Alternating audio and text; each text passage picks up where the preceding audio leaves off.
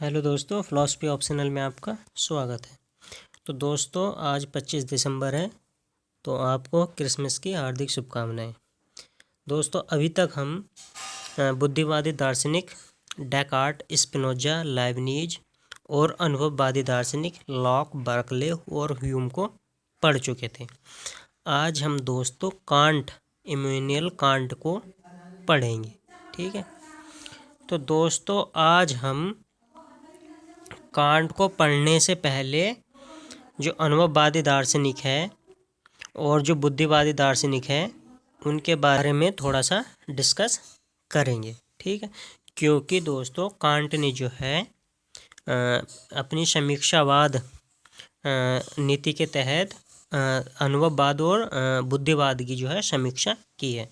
तो दोस्तों पहले हम कांट के जो है जीवन से संबंधित थोड़ी सी जानकारी ले लेते हैं, फिर उनकी जो पूरी फिलॉसफी हो उसका एक ओवरव्यू ले लेते हैं, क्योंकि उससे जो है हमें पूरी फिलॉसफी कांट की समझने में आसानी होगी। ठीक है, और उसके बाद हम डिटेल में इनकी फिलॉसफी को पढ़ेंगे। तो दोस्तों अब पहले इनके जीवन पर थोड़ा सा जो विचार कर लेते हैं, जान लेते हैं। ठीक है, तो दोस्तों ये जो थे इनका जन्म जो हुआ था वो जर्मनी में हुआ था।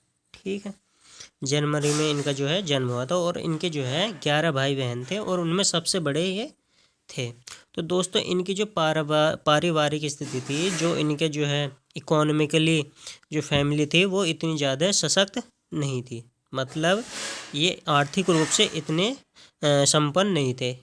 ठीक है, इसलिए जो है उनका जीवन इतनी तरह जो सुख सुविधा है, विलासतापूर्ण जीवन इनका नहीं बीतता है। मगर दोस्तों इनके घर में जो है अच्छे संस्कार थे जो इन्हें मिल गए। ठीक है, तो दोस्तों ये जो है अपना जीवन के जो पढ़ाई की थी वो अपने ट्यूशन पढ़ाकर जो है उसका खर्च निकाला करते थे। ठीक है, और 22 वर्ष की उम्र में ही जो है इनके माता पिता की मृत्यु हो गई। तो इनका जो परिवार का जो सारा लालन पोषण करना था वो इनके जिम्मेदारी पे आ गया, इनके कंधों पर आ गया। ठीक है, फिर दोस्तों ये प्रोफेसर बन गए। ठीक है, और प्रोफेसर बन के जो है वहीं पर इन्होंने अध्यापन किया और अपना सारा जीवन प्रोफेसर बनने के बाद जो है व्यतीत एक ही जगह किया।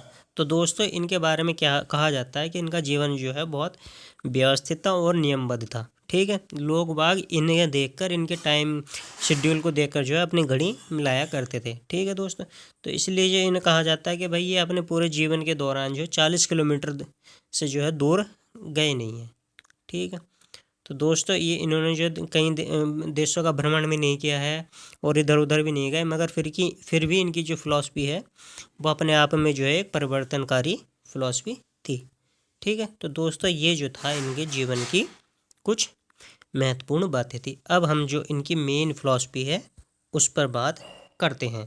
पहले हम एक ओवरव्यू बना लेते हैं कि ये कांट जो है अपने दर्शन को कैसे स्थापित करते हैं। तो दोस्तों सबसे पहली बात इन्होंने कहा है कि भाई ज्ञान जो है वो अनिवार्य भी होना चाहिए, सार्वभौमिक भी होना चाहिए और नवीन भी होना चाहिए। ठीक है, हमने अभी तक देखा है हमारे ज्ञान मीमांसा के तहत दो सिद्धांत आए थे, एक बुद्धिवाद आया था और एक अनुभववाद आया था। जहाँ अनुभववाद क्या बताता है, हमारा जो ज्ञान का स्रोत है अनुभव है और अनुभव में जो है नवीनता होती है। ठीक है, मगर अनुभव में जो है अनिवार्यता और सार्वभौमिकता नहीं हो पाती है। ठीक है, इसके बाद जो है बुद्धिवादी आए थे और बुद्धिवाद ने कहा था कि भाई हमारे ज्ञान का स्रोत बुद्धि है और बुद्धि से जो प्राप्त ज्ञान होता है वो अनिवार्य होता है और सार्वभौम होता है, उसमें नवीनता नहीं होती है।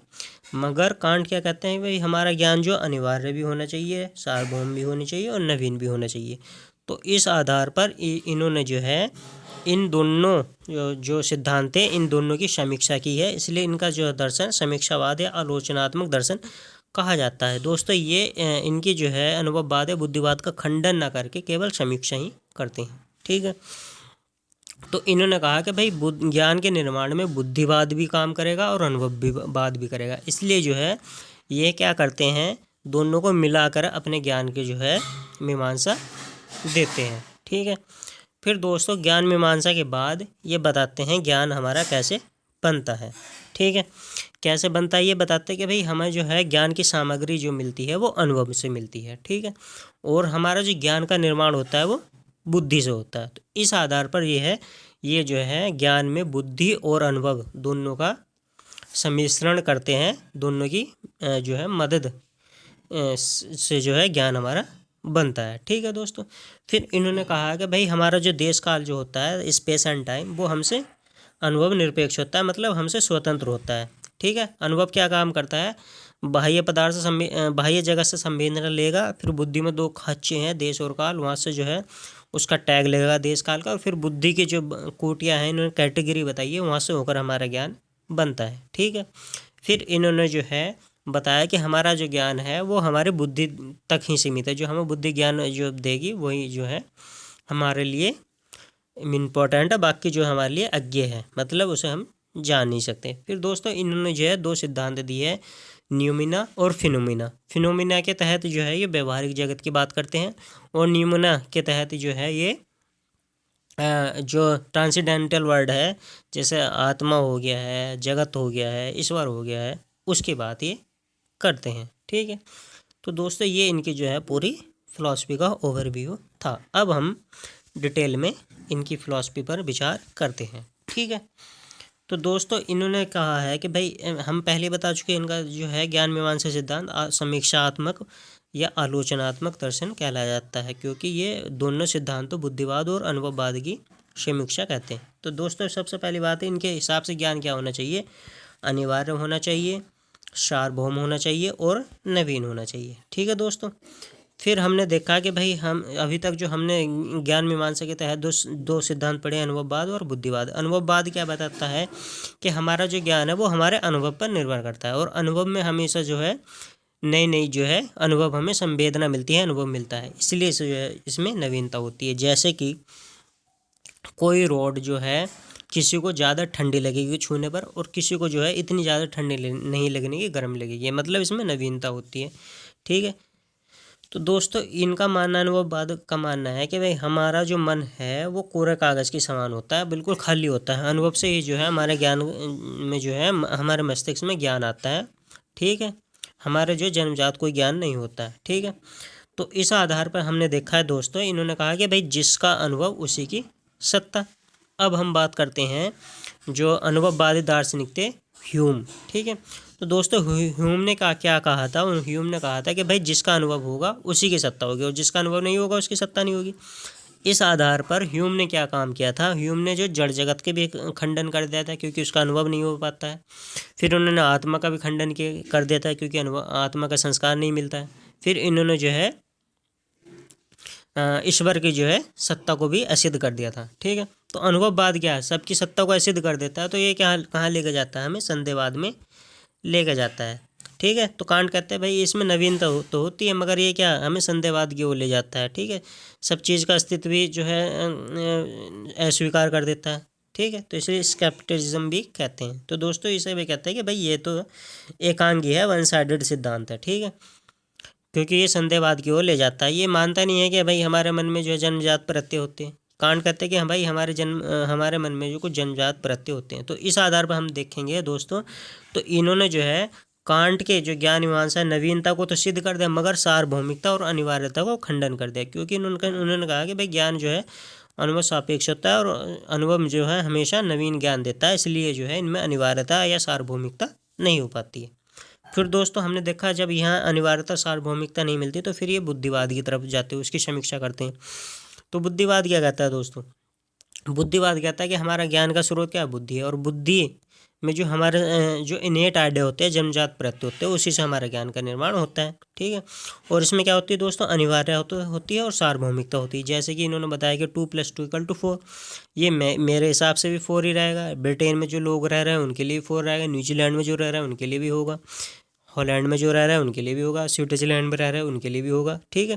तो इसमें क्या सार्वभौमिकता होती है। तो दोस्तों ये क्या होता है, ये अनुभव पूर्व होता है, मतलब ये जो है अनुभव निरपेक्ष होता है, अनुभव से पहले ही हमारे मन में पड़ा रहता है। ठीक है। इनका मानना बुद्धिवादियों का ये है।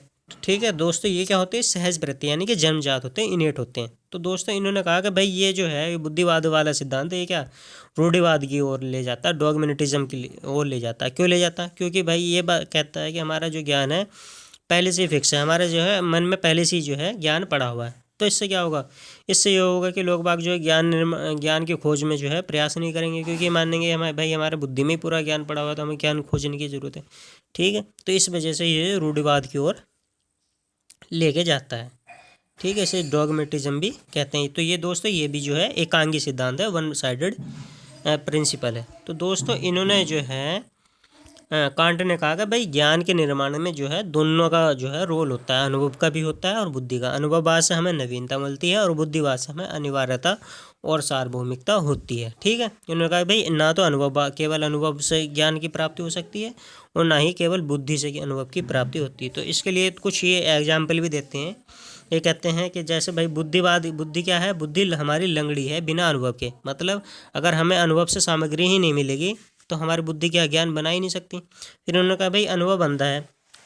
अनुभव अंधा है क्यों है, अगर हमारे पास केवल संवेदनाएं मिलेगी और हमारे पास बुद्धि नहीं होगी तो हमारे ज्ञान का निर्माण नहीं होगा। तो दोस्तों ये कहते हैं कि भाई हमारा जो ज्ञान है वो दोनों से ही मिलकर बना है। अनुभव से हमें संवेदनाएं मिलती है और बुद्धि जो है उन संवेदना को, जो संवेदना होती है वो मटेरियल होता है, वो जो हमारे लिए एक तरह से जड़ पदार्थ होता है, मटेरियल जिसे हम कहते हैं, रॉ मटेरियल जिसे हम कह सकते हैं। ठीक है, और उसका प्रयोग करके हमारी जो बुद्धि है वो ज्ञान का निर्माण करती है। इन्होंने ये कहा, हम पहले ही जो है अभी ओवरव्यू में बता चुके थे कि भाई अनुभव में हमें संवेदनाएं मिलती हैं, फिर बुद्धि के खांचे होते हैं, वहाँ से ज्ञान का निर्माण होता है। तो इस आधार पर कहते हैं कि भाई बिना बुद्धि जो है लंगड़ी है बिना अनुभव के, और अनुभव अंधा है बिना बुद्धि के। ठीक है, तो इस आधार पर दोस्तों जैसे इन्होंने कहा कि भाई चींटी की तरह जो है हमें क्या होता है, बाहर से संवेदना, जैसे चिट्टी बाहर से बटोर कर अपने घर में लाती है, इसी प्रकार अनुभव जो है बाह्य संवेदनाओं को हमारी बुद्धि तक लेकर जाता है। फिर जैसे मकड़ी जो है अपने अंदर से ही जो जाल बिछाती है, ऐसी बुद्धि जो है जो अनुभव से जो संवेदनाएं मिली है उससे जो है ज्ञान का निर्माण करती है। तो ये दो जो है ये एग्जाम्पल भी मतलब ये देते हैं कि भाई ज्ञान के निर्माण जो है दोनों की भूमिका होती है। तो इस आधार पर दोस्तों इन्होंने ज्ञान क्या कहा, दोस्तों ये ज्ञान की जगह जो है जजमेंट कहते हैं ज्ञान को, क्योंकि ये कहते हैं कि भाई हमारा जो ज्ञान होता है वो हर टाइम जो है एक जजमेंट की तरह होता है, एक निर्णय हमें लेना होता है। तो इसलिए ज्ञान को जो निर्णय कहते हैं। इन्होंने कहा कि ज्ञान जो होता है वो अनुभव निरपेक्ष संश्लेषणात्मक निर्णय होता है, ए प्रायोरी सिंथेटिक जजमेंट। मतलब कहने का मतलब अनुभव निरपेक्ष मतलब जो बुद्धिवाद के संगत है, अनुभव पूर्व। ठीक है, यानी कि बुद्धिवादी है, यानी कि यहाँ पर कहने का मतलब ये है कि अनुभव निरपेक्ष अनिवार्य और सार्वभौमिक होता है, और संश्लेषणात्मक का मतलब होता है नवीनता होती है, अनुभववाद के संगत है। तो इन्होंने कहा है कि भाई ज्ञान जो है अनुभव निरपेक्ष संश्लेषणात्मक निर्णय होता है, ए प्रायोरी सिंथेटिक जजमेंट। दोस्तों अभी हम संश्लेषणात्मक निर्णय और विश्लेषणात्मक निर्णय की बात हम नीचे करेंगे। कंटेम्परेरी फिलॉसफी में, समकालीन दर्शन में हमें इन पर जो है संश्लेषणात्मक ज्ञान और विश्लेषणात्मक ज्ञान पे चर्चा करनी होती है। ठीक है, तो अभी हम उसके बारे में थोड़ी जानकारी अब यहाँ पर दे देंगे। ठीक है, तो दोस्तों इन्होंने कहा कि भाई ज्ञान जो अनुभव निरपेक्ष यानी कि अनुभव पूर्व यानी कि अप्रायोरी यानी कि बुद्धिवाद के संगत होना चाहिए, और संश्लेषणात्मक मतलब उसमें नवीनता होती है। तो दोस्तों संश्लेषणात्मक जो ज्ञान होता है वो अनुभववाद के जो संगत होता है। ठीक है, ये हम अभी बात करते हैं। ठीक है, तो दोस्तों ज्ञान हमने बताया, ज्ञान को ये निर्णय के रूप में कहते हैं, ए प्रायोरी सिंथेटिक जजमेंट। ठीक है दोस्तों, अभी हमने बताया कि ज्ञान क्या होता है, एक संश्लेषणात्मक निर्णय होता है। ठीक है, अब संश्लेषणात्मक निर्णय या सिंथेटिक जजमेंट क्या होता है इसके बारे में हम कहते हैं, बात करते हैं दोस्तों। ठीक है, तो इसमें क्या बताया जाता है, सबसे पहले हम विश्लेषणात्मक या एनालिटिकल जजमेंट को देखते हैं। तो दोस्तों इसमें जो विधेय उद्देश्य में निहित होता है, मतलब जो सेंटेंस होता है उसमें प्रेडिकेट होता है, एक होता है सब्जेक्ट। जैसे कि राम काला है, ठीक है, राम सब्जेक्ट हो गया और काला यानी कि ब्लैक क्या हो गया, विधेय हो गया, प्रेडिकेट हो गया। ठीक है, तो इसमें जो है राम को बताया जा रहा है भाई राम काला है। ठीक है, राम भूरा भी हो सकता है, राम और भी कलर का हो सकता है, मतलब विधेय जो है उद्देश्य में निहित नहीं होता है। ठीक है, जैसे कि सभी जो विधेय प्रेडिकेट है वो सब्जेक्ट में निहित होता है। जैसे कि एग्जाम्पल, हम बता रहे थे अभी कि उद्देश्य में निहित नहीं होता है, यहाँ उद्देश्य में निहित होता है क्योंकि ये एनालिटिकल जजमेंट है। ठीक है, जैसे एग्जाम्पल, जैसे सभी कुंवारे अविवाहित हैं। ठीक है दोस्तों, तो यहाँ पर जो है कुंवारे और अविवाहित यानी कि प्रेडिकेट और सब्जेक्ट दोनों एक ही हैं, विधेय जो है उद्देश्य में ही निहित है। ठीक है, तो ये क्या होता है दोस्तों, ये क्या सार्वभौमिक है, ये क्या है, इसमें उद्देश्य और विधेय को दोनों को बराबर बता दिया है, क्योंकि कुंवार इक्वल टू अविवाहित दोनों बराबर, यानी कि विधेय और उद्देश्य दोनों जो है बराबर है। तो ये क्या होता है दोस्तों, एनालिटिकल या विश्लेषणात्मक निर्णय होते, इसमें कोई नवीन जानकारी नहीं मिलती है। क्यों नहीं मिलती है, जैसे इस एग्जाम्पल हमने देखा सभी कुंवारे अविवाहित है, यानी कि कुंवार इक्वल टू अविवाहित, तो हमें कोई यहाँ पर कोई जानकारी नहीं मिली है। ठीक है, और जिसमें हमें कोई नवीन जानकारी नहीं मिलती है वो क्या होता है, वो अनुभव पूर्व होते हैं, उनमें क्या होती है, अनिवार्यता होती है। तो दोस्तों ये क्या है, ये जो है एग्जाम्पल है, या जो विश्लेषणात्मक निर्णय होता है वो प्राग अनुभाविक होता है, यानी कि अनुभव पूर्व होता है, ए प्रायरी होता है, इसमें कोई नवीनता नहीं मिलती। इस सेंटेंस में हमें कोई नवीनता मिली नहीं, जैसे सभी कुंवारे अविवाहित है, या ये कहा जाता है कि भाई सेब लाल है, तो इसमें क्या होता है, सेब काला भी हो सकता है, सेब नीला भी हो सकता है, मगर यहाँ सभी कुंवारे अविवाहित है, तो यहाँ कोई ज्ञान हमें जो है नवीन ज्ञान की प्राप्ति नहीं हुई है। ठीक है, तो दोस्तों विश्लेषणात्मक निर्णय जो है ये कथन बेस्ड पे होता है, स्टेटमेंट बेस्ड पे होता है। ठीक है, इसमें क्या होता है, जो विधेयक होता है, जो हमारा प्रेडिकेट होता है, वही बात हमें सब्जेक्ट में बताता है, यानी कि विधेयक या प्रेडिकेट इक्वल टू सब्जेक्ट हो। ठीक है, और ये क्या अनुभव निरपेक्ष होता है, यानी कि हमें इसकी कोई अनुभव की ज़रूरत नहीं पड़ती है, क्योंकि पहले से ही जो है इसमें बता दिया हो जाता है कि भाई कुंवारे जो है अविवाहित हैं। ठीक है, तो दोस्तों ये क्या होता है, ये बुद्धिवाद के संगत होता है। क्यों, क्योंकि ये जो है अनिवार्य है, सार्वभौमिक है, क्योंकि सभी कुंवारे अविवाहित है। ये क्या अनिवार्य है, कोई नई जानकारी नहीं दे रहा है, तो अनिवार्य होगा, जब नई जानकारी नहीं दे रहा है सार्वभौमिक भी होगा। ठीक है, फिर दोस्तों एक आता है संश्लेषणात्मक निर्णय, सिंथेटिक जजमेंट। इसमें क्या होता है दोस्तों, इसमें विधेय जो है उद्देश्य में निहित नहीं होता, मतलब विधेय जो है उद्देश्य के बारे में कुछ नई जानकारी देता, उसके अंदर ही जो है, जैसे कह सकते हैं कि त्रिभुज जो है तीन कोणों से मिली आकृति है, उसमें कोई नई जानकारी नहीं मिलती, मगर इसमें जो है नवीन जानकारी मिलती है। जैसे कि गुलाब लाल है, तो यहाँ पर जो है गुलाब के केवल एक रंग की बात की गई है। ठीक है, क्योंकि गुलाब जो है काला भी हो सकता है और अलग कलर का भी हो सकता है, तो इसमें जो है विदेशी उद्देश्य में निहित नहीं है, मतलब जो प्रेडिकेट है वो सब्जेक्ट के बराबर नहीं है, उससे कुछ, जैसे गुलाब केवल लाल ही नहीं हो सकता है, उसके equal to does not equal to red, क्योंकि वो पीला भी हो सकता है, न वैसा भी हो सकता है, मतलब उद्देश्य में जो है विधेयक को जो है इसमें शामिल नहीं किया गया है। तो दोस्तों इसमें जो है संश्लेषणात्मक निर्णय में, सिंथेटिक जजमेंट में क्या होती है, नवीनता होती है, यथार्थता होती है। और दोस्तों जिसमें नवीनता होती है वो क्या होता है, वो अनुभववाद के संगत होता है। तो दोस्तों पहले ये या हम कह सकते हैं कुछ दार्शनिक ऐसे मानते हैं कि भाई गणित में ही केवल जो है विश्लेषणात्मक निर्णय होते हैं, जैसे 2 + 2 = 4, मगर कांट क्या कहते हैं, कांट कहते हैं कि भाई गणित में भी नवीनता संभव है और विज्ञान में भी संभव है। यहाँ दोस्तों ये जो है बुद्धिवादी दार्शनिक से कुछ अपोजिट बात यहाँ करते हैं। जैसे इन्होंने कहा कि भाई विश्लेषणात्मक निर्णय में प्रेडिकेट और सब्जेक्ट उसी में ही निहित रहता है। इन्होंने कहा भाई गणित में जो है हमें नवीनता मिलती है, प्रेडिकेट सब्जेक्ट में निहित नहीं होता। जैसे कि 7 + 5 = 12, अगर हम यहाँ पर लिखते हैं 7 + 5 = 5 + 7, तो विधेयक या प्रेडिकेट सब्जेक्ट में नहीं होता, मगर यहाँ पर जो है जो हमारा प्रेडिकेट है 7 + 5 वो उद्देश्य यानी कि 12 में निहित नहीं, मतलब दोनों सेम टू सेम नहीं है, ये अलग अलग है। इसलिए इन्होंने कहा कि भाई गणित में जो है वो अनिवार्यता होती है। दोस्तों यहाँ पर हम पहले ही बता चुके हैं, अनुभववादी जो है बुद्धिवादी मानते हैं कि गणित का ज्ञान अनिवार्य एवं सार्वभौमिक होता है, मगर कांट ये कहते हैं कि भाई गणित में भी जो है नवीनता होती है। ठीक है, जैसे विज्ञान के जो नियम है, विज्ञान में भी ये बताते हैं कि उसमें भी नवीनता होती है। जैसे कार्य कारण नियम में ये बताते हैं कि भाई इसमें जो है एक कार्य के बाद जो है नवीन कार्य की उत्पत्ति होती है, इसमें जो है कोई अनिवार्य या सार्वभौमिक संबंध नहीं होता है।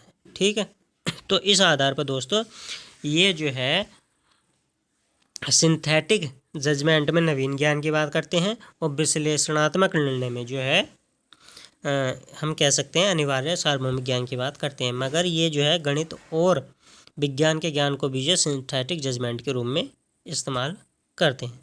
तो दोस्तों एक और बात आती है, हमने अभी बता दी, इसमें कोई ज़्यादा बड़ी बात नहीं है। एक होता है प्रागनुभाविक निर्णय, अप्रारी यानी कि अनुभव से पहले वाले निर्णय, एक होते हैं अनुभव वाले निर्णय। ठीक है, तो दोस्तों जो अनुभव से पूर्व जो निर्णय होते हैं, यानी कि ये क्या होते हैं, जन्मजात होते हैं, ये पहले से ही रहते हैं। तो ये क्या है, इसकी सत्यता का निर्धारण क्या होगा, बुद्धि से होगा, ना कि अनुभव से। तो ये किसके संगत है, ये दोस्तों बुद्धिवाद के संगत है। ठीक है, एक उत्तरानुभाविक निर्णय होते हैं, मतलब हमारे अनुभव के बाद जो हमारे निर्णय बनते हैं, हमारा ज्ञान प्राप्त होता है, वो होता है उत्तरानुभाविक निर्णय। इसमें क्या होता है, इसकी सत्यता का निर्धारण हम अनुभव से कर सकते हैं। तो दोस्तों इसमें अनिवार्यता नहीं होती। तो दोस्तों ये जो था अभी तक हमने पढ़ा है दोस्तों, कांट जो है ये इनकी फिलॉसफी थोड़ी टफ मानी जाती है, मगर हम जो है पूरे बेसिक से बात करेंगे तो एक एक चीज़ समझ में आ जाएगी। तो दोस्तों अभी तक हमने जो है बता दिया है कि भाई कांट जो है ज्ञान के निर्माण में बुद्धि को भी महत्व देते हैं और अनुभव को भी महत्व देते हैं, जहाँ ये अनुभव से नवीनता लेते हैं और बुद्धिवाद से अनिवार्यता और सार्वभौमिकता लेते हैं। दोस्तों फिर इनका जो दर्शन समीक्षावाद या आलोचनात्मक दर्शन कहा जाता है, क्योंकि ये जो है बुद्धिवाद और अनुभववाद की समीक्षा करते हैं। तो दोस्तों हमने देखा कि अनुभववाद में नवीनता हम ले ली है इन्होंने, और बुद्धिवाद में जो है अनिवार्यता सार्वभौमिकता ले ली है। ठीक है, बुद्धिवाद भी रूढ़िवादिता की ओर ले जाती है, अनुभववाद जो संदेहवाद की ओर ले जाती है। इसलिए जो है दोनों को एकांगी सिद्धांत है, इन्हें सिंथेसाइज कर दिया जाए, जोड़ दिया जाए, तो हमारा जो है ज्ञान प्राप्त हो जाएगा। फिर उसके बाद जो है इन्होंने जो है ये दो सिद्धांत दिए थे, संश्लेषणात्मक निर्णय और विश्लेषणात्मक निर्णय। ठीक है, ये हमने पढ़ लिया है। और उसके बाद जो है इन्होंने प्रागनुभाविक निर्णय और उत्तरानुभाविक निर्णय की बात करी है। तो दोस्तों ये जो थी ये इनके फिलॉसफी की पहली बेसिक टर्मिनोलॉजी थी। इसके बाद हम पता करेंगे कि कांट के जो है दर्शन में ज्ञान कैसे बनता है, तो वो हम नेक्स्ट लेक्चर में बात करेंगे। आज के लिए इतना ही। Thank you for